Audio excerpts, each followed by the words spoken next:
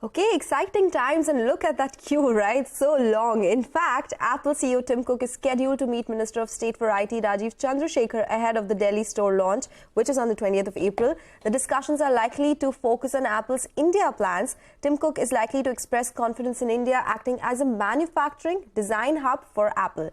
He's also likely to share commitment for further expansion of Made in India Apple products. So why is Apple hot on India? Ashmit Kumar explains. Well, Cupertino, California to Mumbai can be a long flight, but by the look of things, Tim Cook is excited and charged ahead of India's retail store launch.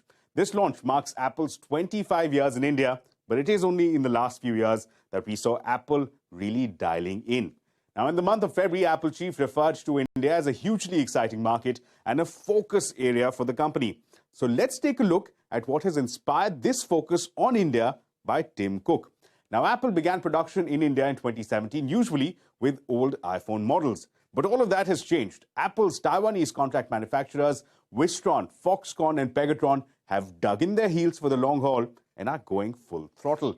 So why is Apple looking at India now? Well, Apple woke up to the heavy dependence on China with the COVID lockdowns that severely impacted production as well as exports. Moreover, with geopolitical tensions adding to the wars, a need was felt by the Cupertino-based company to make the supply chains more resilient. India, moreover, proved to be a strong performer with stable production despite COVID. And finally, the cherry on the cake was the PLI scheme. India, now the most populous country in the world, proved to be a large market. 2022 alone saw sales of 7 million units. But the larger story is that of India as a manufacturing and exports hub. India posted unprecedented growth, recording electronics exports of $10 billion in FY23. Of this export figure, Apple's exports alone accounted for nearly half of it. Apple exported over $5 billion worth of goods, tripling its exports from FY22. Apple has become the first company ever to record exports of $5 billion from India. In comparison, Samsung posted exports of $3.5 to $4 billion for the same fiscal. Now, inspired by these recent successes, Apple now plans to triple production in the next 2 years.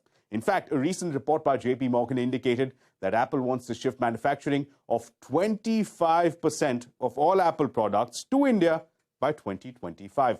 Now, this intent is reflected in contract manufacturers like Foxconn doubling down on their investments. Foxconn is planning to pump in $500 million. It is also planning to quadruple its workforce in just the next 2 years.